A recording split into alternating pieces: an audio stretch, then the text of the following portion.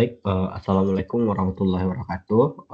Perkenalkan kami dari kelompok 4, kelas aplikasi berbasis layanan kelas B yang diampu oleh Pak Husnil. Kami beranggotakan 3 orang. Pertama yaitu Iqbal Firmansyah dengan NIM 2111521014.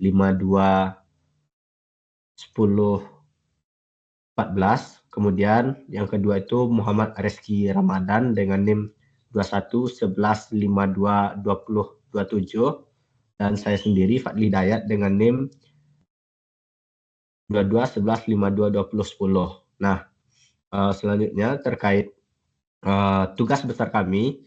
Nah, tugas besar di sini dengan apa yang kita pelajari di dalam kelas aplikasi berbasis layanan, yang mana kita menciptakan suatu aplikasi yang berpusat pada layanannya yang memiliki beberapa karakteristik seperti interoperability, yang mana itu tuh kita bisa kemampuan berbagai sistem serta aplikasi yang berbeda untuk dapat berkomunikasi secara efektif, serta ada juga desentralisasi yang mana setiap layanan itu berjalan secara independen, serta juga ada penggunaan utama API. Nah, jadi di sini kami dari divisi purchasing, yang mana divisi purchasing ini merupakan bagian atau divisi dalam struktur organisasi yang bertanggung jawab untuk mengelola seluruh kegiatan pengadaan barang dan jasa.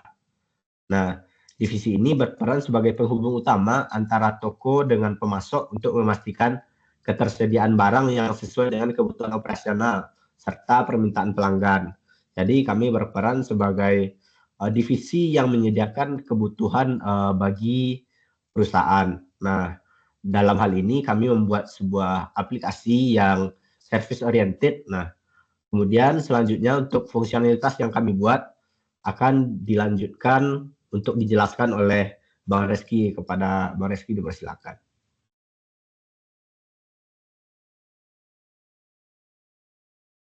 Terima kasih kepada Pak Li. Di sini ada beberapa fungsional dalam API yang sedang kita buat ini. Yang pertama yaitu fungsional payments. Yang dimana ini kita bisa melihat status pembayaran dari vendor, dan lalu kita dapat mengirimkan data pembayaran tersebut ke bagian finance. Lalu yang kedua yaitu purchase approval. Di sini fungsionalitasnya kita bisa mendapatkan daftar pembelian yang sedang menunggu persetujuan. Dan di sini juga dapat menyetujui atau menolaknya dari pembelian tersebut. Lalu yang ketiga adalah purchase request. Yang dimana ini adalah permintaan dari pembelian yang diminta, dan kita dapat melihat daftar permintaan tersebut. Lalu kita di sini juga dapat membuat permintaan pembelian yang baru serta memperbarui status dari pembelian tersebut. Dan yang keempat adalah report, di mana ini adalah laporan dari pembelian dari purchase request tadi. Selanjutnya yaitu next.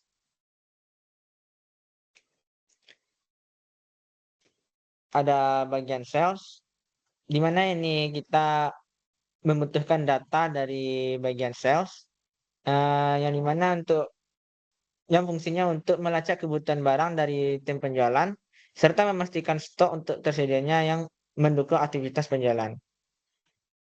Nah, hal ini dibutuhkan karena untuk memastikan barang dibutuhkan tersedia tepat waktu sehingga mendukung aktivitas operasional dan mencapai target penjualan. Selanjutnya yaitu adalah shipment, di mana fungsionalitas ini akan melacak status dari pengiriman barang. Selanjutnya adalah vendor. Nah, di bagian ini kita dapat mengatur berbagai macam seperti mendapatkan daftar vendor, lalu bisa menambahkan vendor baru, lalu memperbarui data vendor baru, serta menghapus data vendor tersebut. Dan selanjutnya itu untuk warehouse. Nah, di fungsionalitas ini kita membutuhkan 3 data. Yang pertama yaitu data untuk mengetahui stok barang yang tersedia di gudang, lalu untuk memantau ruang penyimpanan yang tersedia di dalam gudang, serta yang terakhir yaitu untuk melacak status setiap barang. Misalnya apakah barang tersebut dalam kondisi baik, rusak, ataupun habis. Next. Ini dia nih. Dan yang selanjutnya yaitu adalah finance.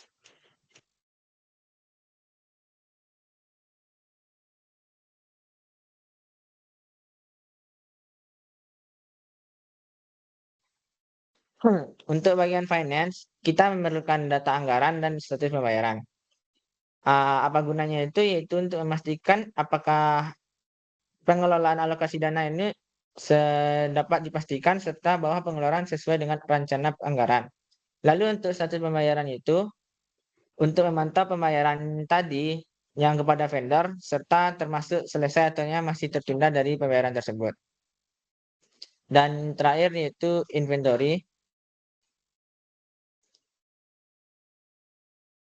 yang dimana ini data dari barang-barang yang dibeli di bagian purchase tadi. Sekian dari saya kembalikan kepada moderator. Baik, terima kasih Bang Reski. Nah, itu adalah 10 fungsionalitas yang kami kerjakan dalam tugas besar ini. Selanjutnya itu bagian demo dari apa yang sudah dibangun yang akan didemokan oleh Bang Iqbal. Kepada Bang Iqbal dipersilakan.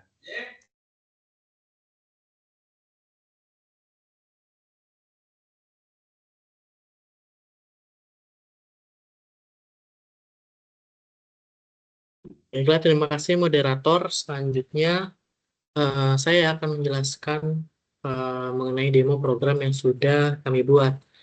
Pertama, pada bagian backend untuk aplikasi dari processing app ini sendiri, sesuai dengan fungsional yang sudah disebutkan oleh rekan saya tadi, pada bagian ini dapat mengakses bagian data-data yang sudah tersimpan dalam database. Seperti dalam bagian vendor ini, kita bisa lihat datanya. Selanjutnya bagian inventory, seperti ini. Bagian finance. Bagian payment, purchase approval, purchase request, hingga bagian shipment. Seperti ini.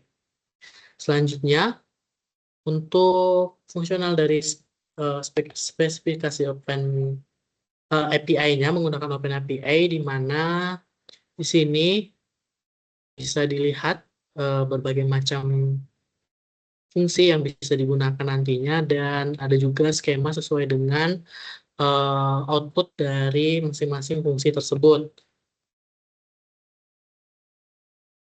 Mungkin di sini saya ingin menjelaskan secara lebih detailnya, di mana pada bagian fungsional vendors itu terdapat bagian get, post, put, dan delete, di mana keempat fungsi ini nanti akan mengolah fungsional dari bagian vendors.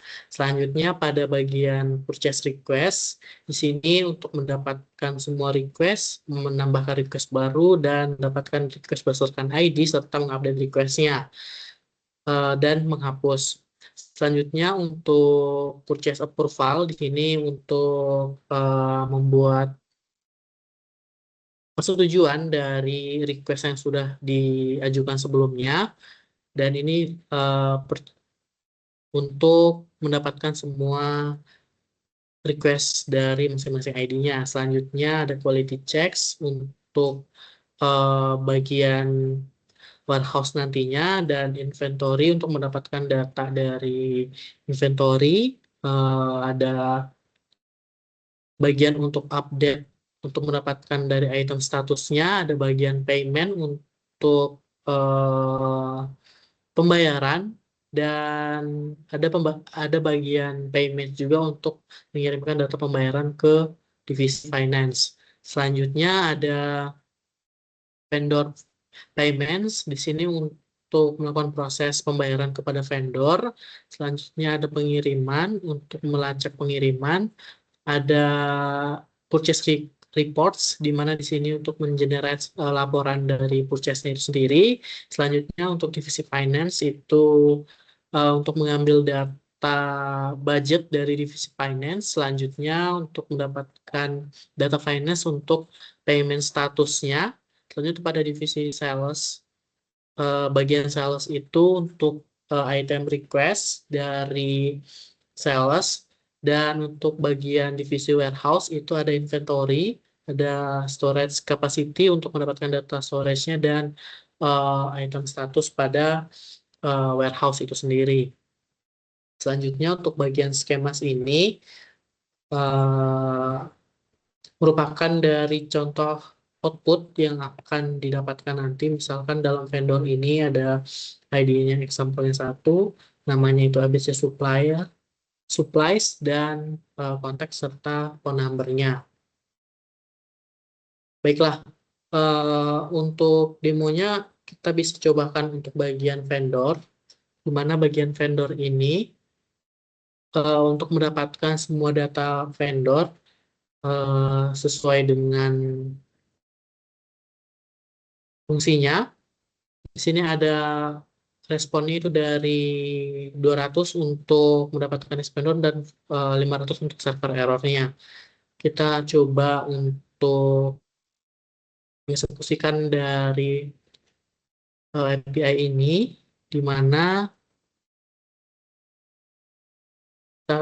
ketika kita coba execute, akan respon body yang akan tampilkan pada code yang 200 itu adalah menampilkan semua data supplier. Kita bisa lihat di sini ada data supplier berdasarkan ID, name, dan kontak. Selanjutnya, bagian vendor ini kita bisa coba juga untuk menambahkan data vendor baru.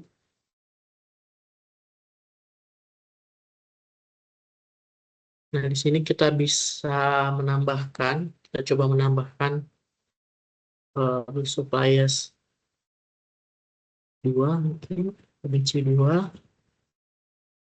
Nomornya kita ganti.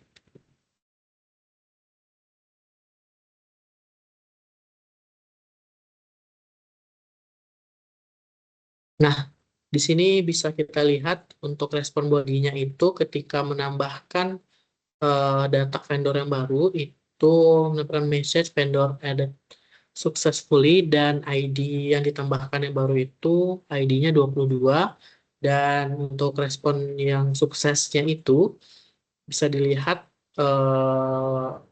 message-nya itu vendor operation successful dengan ID vendornya itu tadi 22.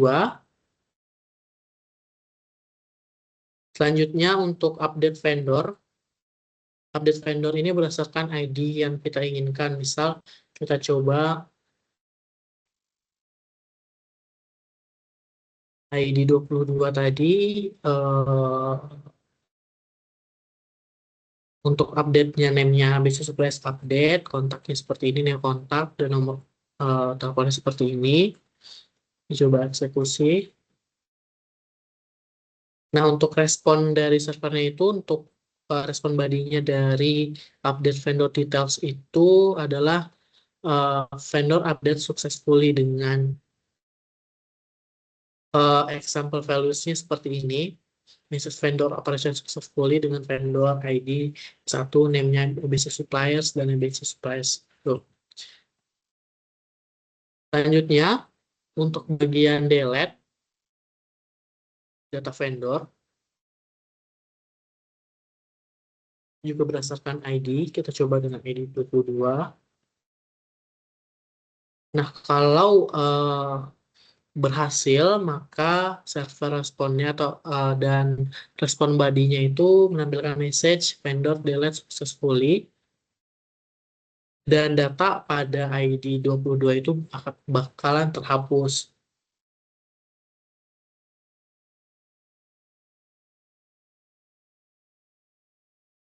Untuk seterusnya, pada bagian process request, purchase approval, quality checks, inventory, payments, hingga pada bagian warehouse, itu kurang lebih sama dalam proses get, post, put maupun delete-nya, seperti untuk mendapatkan item status pada divisi warehouse ini.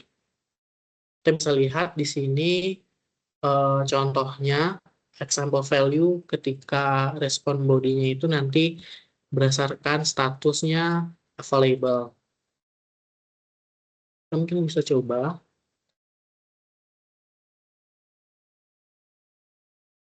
Nah, kode responnya seperti ini. Begitu juga dengan bagian lainnya, sama seperti bagian vendors untuk menambahkan get, post, maupun delete pada setiap fungsionalnya. Kita bisa coba satu lagi pada bagian get all atau mendapatkan semua purchase request. Nah, sama seperti bagian vendor tadi, untuk mendapatkan semua datanya itu respon bodinya seperti ini. Itu bakalan menampilkan semua data sesuai dengan request, yaitu mengambil semua data purchase request-nya. Di sini bisa kita lihat semua datanya tampil sesuai dengan data yang sudah tersimpan. Kita bisa juga bandingkan respon bodinya dengan bagian di sini tadi, purchase request. Nah, sesuai dengan database yang disimpan dengan API yang sudah kita buat. Baiklah, mungkin sekian presentasi dari demo program sudah kami buat. Lebih kurangnya mohon maaf, saya kembalikan ke moderator. Baik, terima kasih Bang Iqbal.